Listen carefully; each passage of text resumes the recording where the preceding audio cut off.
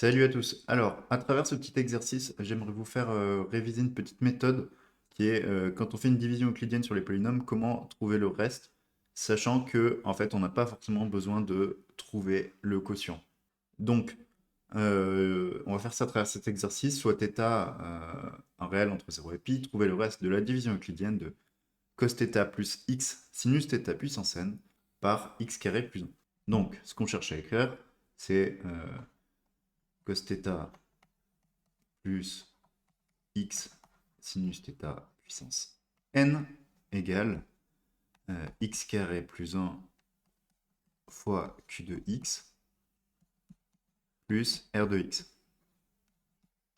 Avec, et ça c'est essentiel, degré de r petit que degré de x carré plus 1, donc 2. Comme je le disais, en fait, on s'en fout de calculer q de x, puisque ce qu'on nous demande, c'est le reste.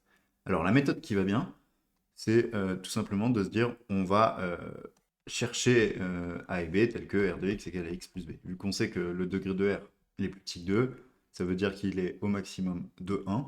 Donc en fait, trouvons-le comme ça. Ce qu'on sait d'autre, et c'est comme ça qu'on va procéder, l'idée pour trouver r, c'est de plus pouvoir se préoccuper de q. Pour plus pouvoir se préoccuper de q, et bien en fait, il suffit de travailler sur les racines de x carré plus 1. Les racines de x carré plus 1, c'est quoi? C'est assez connu, c'est i et moins i. X carré égale moins 1, il y a deux solutions, i et moins i. Donc, si je substitue x en i, ça va me donner une première équation, en fait. Ça va me donner cos θ plus i sin θ puissance n égale x carré plus 1, q de x, ça fait 0, parce que i carré plus 1 fait 0, plus ai plus b. Donc 0 plus ai plus b, ai plus b. Ce qui en fait serait écrit exponentielle i n θ égale ai plus b. De même, on a cos θ moins i sin θ puissance n, en prenant cette fois moins i, c'est égal à moins i plus b. Donc là, pareil, exponentielle moins i n θ égale moins ai plus b. On a un système, il suffit de le résoudre. Donc le système, c'est ai plus b égale exponentielle i n θ moins ai plus b égale exponentielle moins i n θ. Ça va aller assez vite à résoudre parce que si je fais la somme, j'obtiens 2b égale exponentielle i n θ plus exponentielle moins i n θ.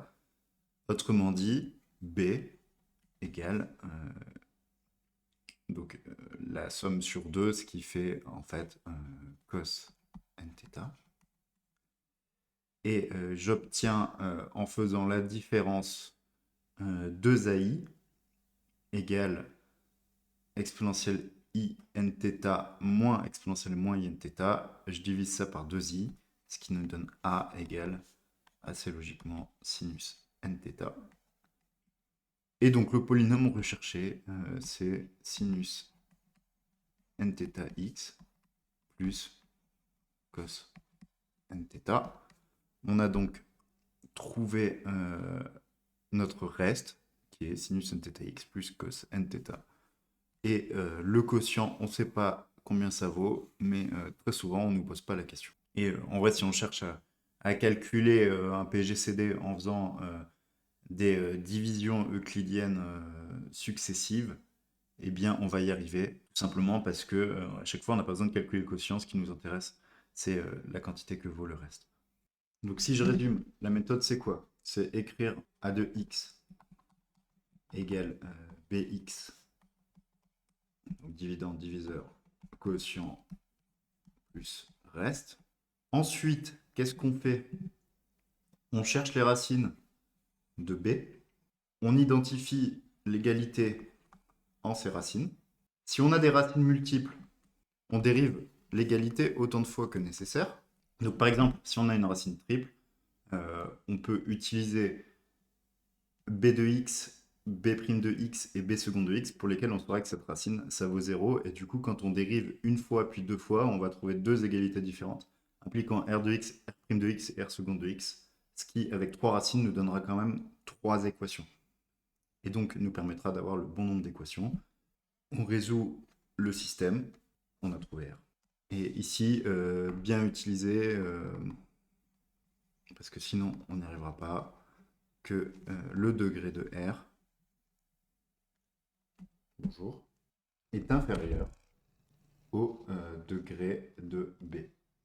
Une fois qu'on a fait tout ça, normalement, on est capable de trouver le reste dans toutes les conditions. Donc la condition quand même, c'est d'être capable de trouver les racines de B, hein, et qu'on ne nous demande que le reste. Si on nous demande le quotient, faut utiliser la division euclidienne et la poser. Le cas typique où ça s'utilise, c'est quand on a de la puissance n quelconque, et en général, c'est assez compliqué de trouver un quotient dans ce cas-là.